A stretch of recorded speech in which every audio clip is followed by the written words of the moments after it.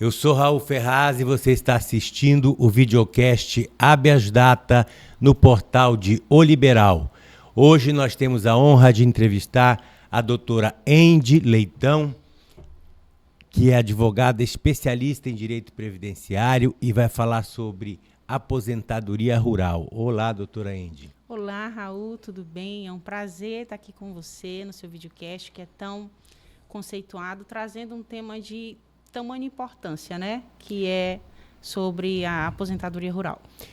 Eu vejo esse tema com de grande relevância para o público em geral, porque muitas vezes, como advogado, a gente percebe que as pessoas elas são carentes de informação, especialmente com relação à informação previdenciária.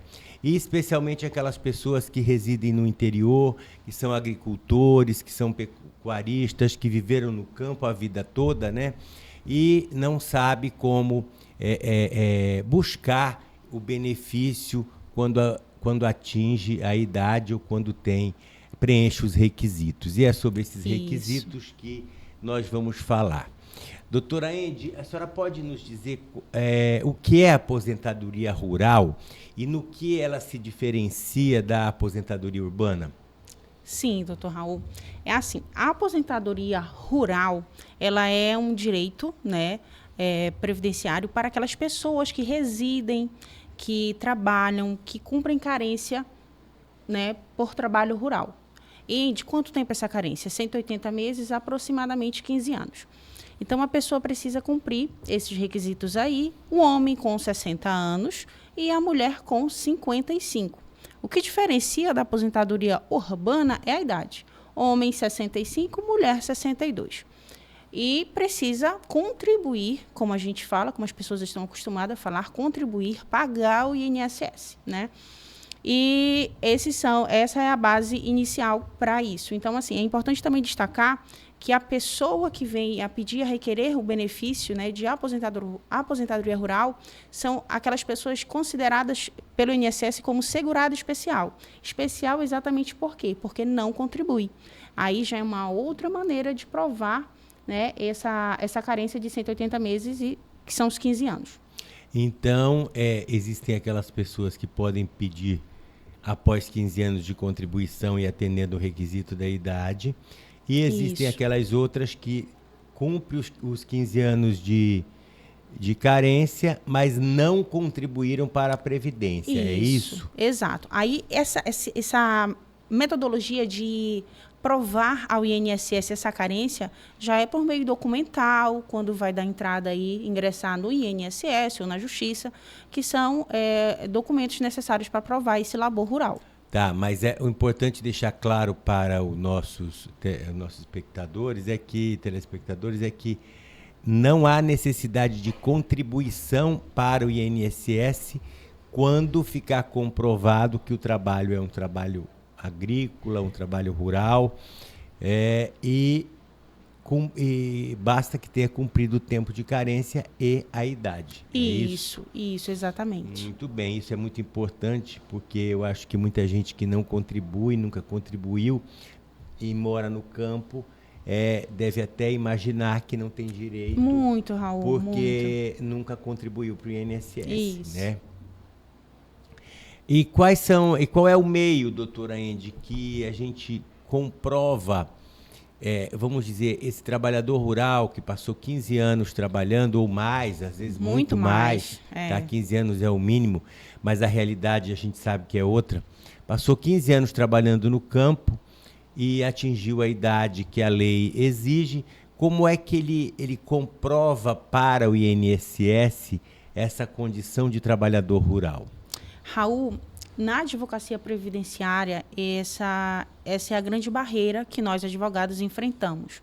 Primeiro, pela dificuldade do segurado, do trabalhador rural, como você bem pontuou inicialmente, são pessoas que residem em local sem internet, muitas vezes sem energia, muitas vezes não sabem nem sequer assinar seu próprio nome, né? não tem noção de como as coisas funcionam. Então, assim, muitas provas, às vezes, são perdidas, não são organizadas. Então, daí a importância de contratar um advogado de sua confiança, especialista na área, para que possa fazer essa juntada de documentos, quais sejam, por exemplo, uma certidão de batismo, uma certidão de casamento, na qual conste lá a profissão de um dos cônjuges como trabalhador rural, braçal, boletins escolares dos filhos, prontuário médico.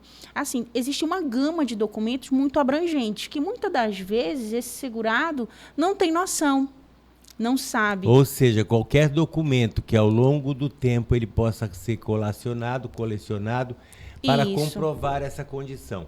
E no INSS se admite a prova testemunhal no processo administrativo? Até existe, mas assim, fica a critério do advogado, da maneira de como cada advogado trabalha. Após o requerimento, tem o pedido de justificativa que a gente pede para que seja ouvido testemunhas. Mas assim, como eu estou falando para você, vai depender da maneira que o advogado trabalha. Então, se o INSS indeferir, ainda existe a possibilidade de entrar com recurso, né? 30 dias após esse indeferimento do INSS.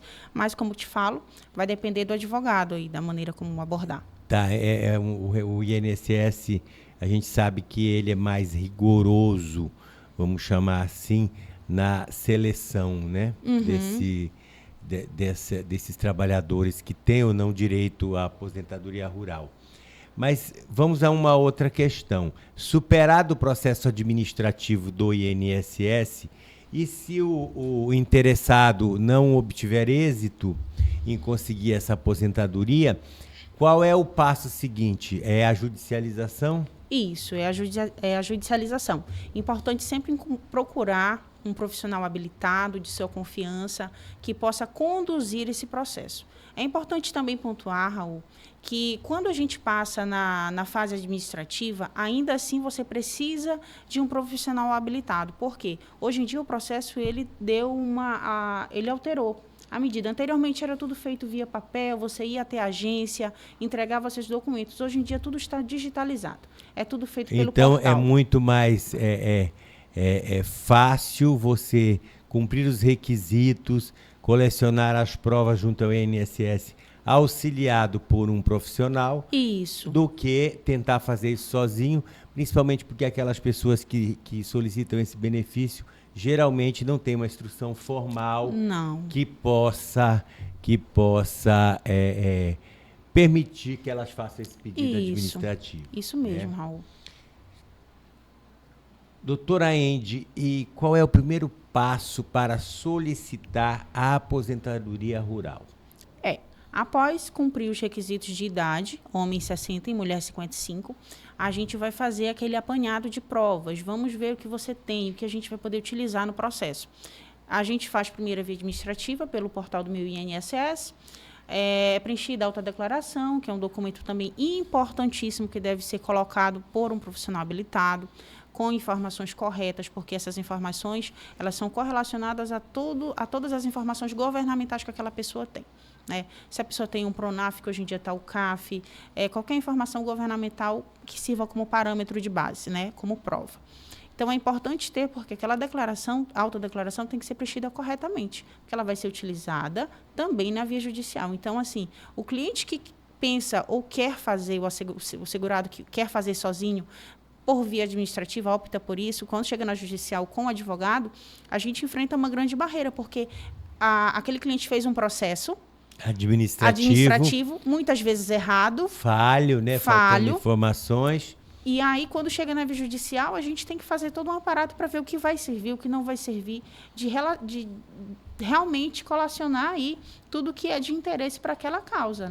Quando você tem um processo administrativo que foi adequadamente instruído, assim penso eu, mesmo que indeferido pelo INSS, você, ao tentar judicializar aquela questão ou ao judicializar aquela questão, por óbvio, o advogado vai ter uma maior facilidade em defender uma tese, apresentar uma argumentação que vá permitir, com maior probabilidade de sucesso, que o juiz que analisa aquela questão defira o pedido. Exatamente, Raul, exatamente.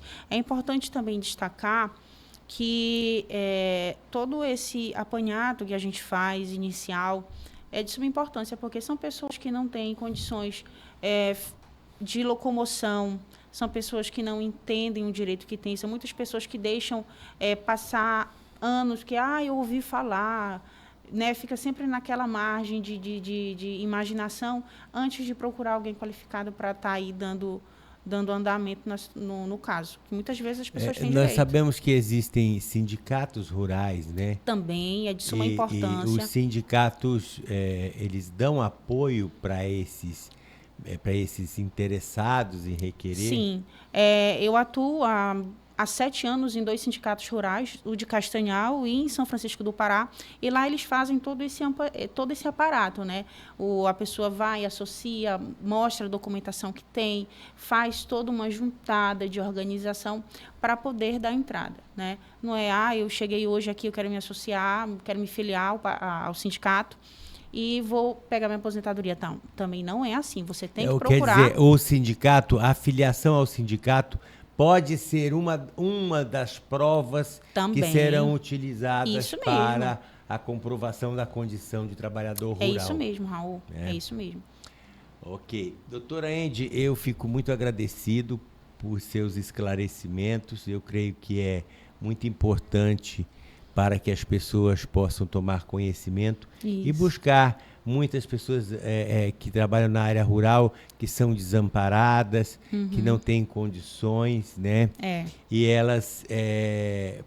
que elas possam buscar os seus direitos através de alguma entidade, algum sindicato ou de um advogado de confiança que possa pleitear este benefício. Eu agradeço muito a sua presença e espero que a senhora volte em outras oportunidades para a gente falar sobre outras aposentadorias. A gente vai ter muito para falar. Eu que agradeço, tá? Muito obrigado.